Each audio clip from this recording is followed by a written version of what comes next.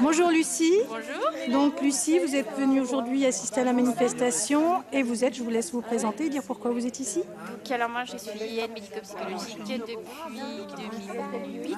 Je travaille dans le soin depuis bientôt 14 ans. 14 ans que je fais ce métier. Je n'ai beau avoir que 35 ans. J'ai vu l'évolution du métier, la prise en charge de la personne, la considération du personnel. Et c'est pour ça qu'aujourd'hui je suis là, pour montrer qu'il faut faire quelque chose, qu'on ne peut plus travailler dans des conditions comme ça. On adore notre métier, mais le faire dans des conditions comme ça, c'est juste plus possible. Est-ce que ça s'est beaucoup dégradé depuis longtemps?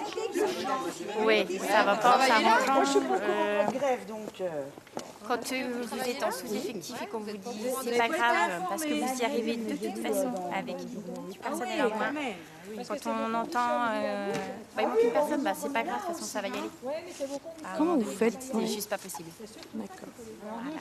Donc l'amour du métier, ça suffit pas. Il faut aussi des À moyens. un moment donné, vous avez beau avoir l'amour du métier, mais si on vous donne pas les moyens en face, je suis désolée quoi. À un moment donné, même si c'est difficile de recruter, faut être plus humain quoi. On travaille avec de l'humain. Je suis pas en usine, je travaille pas avec des boîtes de conserve. C'est des humains, je veux dire, c'est des personnes qui, la majorité, ont presque plus de famille. On est leur seul lien. Donc quand ils vous disent non mais restez pas, vous n'avez pas le temps, je sais que vous êtes pressés. Bonjour Héloïse. Bonjour. Alors tu es aide-soignante à Vignoles. Oui, Et tu es venue soutenir la manifestation des EHPAD aujourd'hui. oui, tout à fait. Pourquoi? Parce que pour moi c'est important, on travaille avec de l'humain et je trouve qu'aujourd'hui on n'a pas assez de moyens et on s'en occupe pas comme on devrait s'en occuper. On a un certain respect à avoir envers nos aînés. Et donc aujourd'hui je pense qu'il faut faire changer les choses, pas au niveau de notre direction à nous, mais à un niveau plus large, au niveau national. Donc c'est pour ça que je me suis mobilisée. Très bien. Merci beaucoup. De rien. Bonjour Stéphanie. Alors bonjour.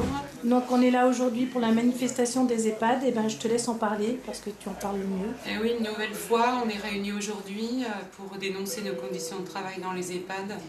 Des collègues qui ont des cadences infernales, des personnes, là par exemple, sur un service au CNR, 70 résidents, 7 aides-soignantes quand tout le monde est là, ce qui n'est pas tous les jours le cas.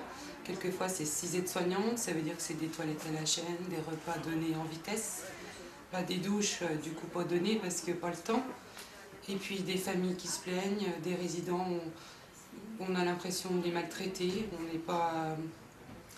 on prend pas soin de nos patients, c'est pas notre cœur de métier, on voudrait donner plus, on est toujours, quand on sort du boulot, on se dit on a mal fait notre boulot, qu'est-ce qu'on peut faire? Donc aujourd'hui on est réunis pour dénoncer ça, pour qu'enfin le gouvernement prenne conscience de la grande dépendance de nos résidents.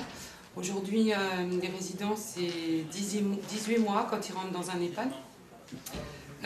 On ne prend plus les gens pour garder l'autonomie comme il y a 20 ans.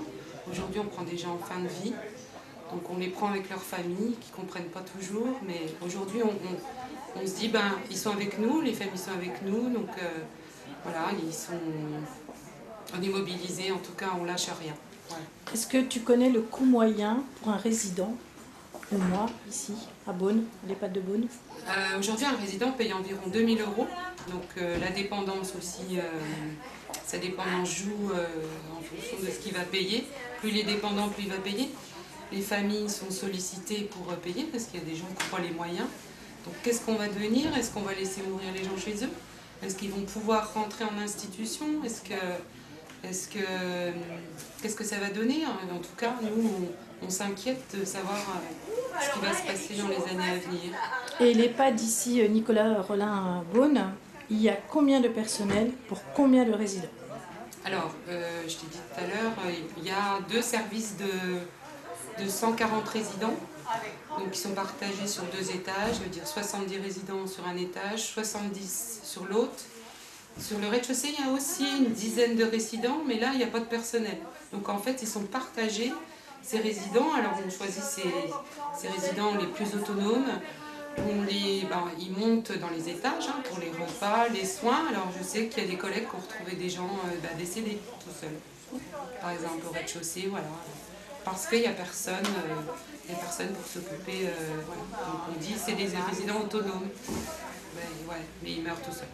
D'accord. Merci Stéphanie. De rien.